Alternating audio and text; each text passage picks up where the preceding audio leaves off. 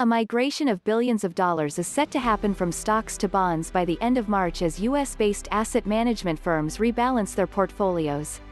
And it could have a direct or an indirect impact on the Bitcoin market.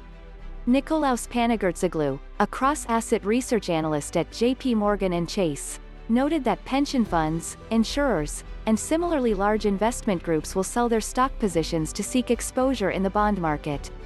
The move, according to Mr. Panigirtzoglou, would appear as investors seek to go back to the classic 60-40 mix, a portfolio strategy that prompts asset managers to keep 60% of their capital in stocks and 40% in government bonds.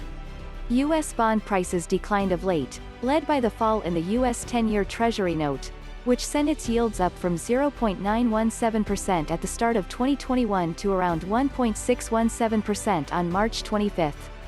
Meanwhile, the MSCI index of developed market equities surged 2.63% in the same period. Given the divergence between equities and bonds, analysts expect the quarter-end rebalancing to be large as more capital moves into fixed incomes.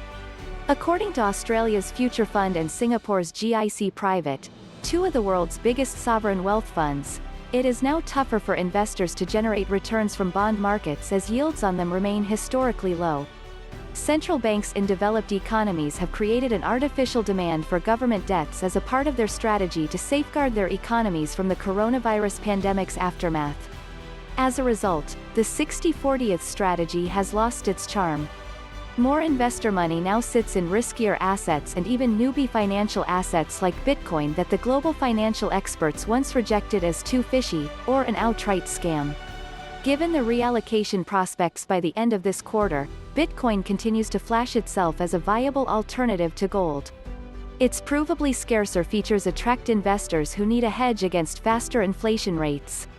Billionaire investors Ray Dalio, Tudor Jones, and Stan Druckenmiller are some of the topmost names that have taken positions in Bitcoin because other safe havens like bonds do not offer higher returns.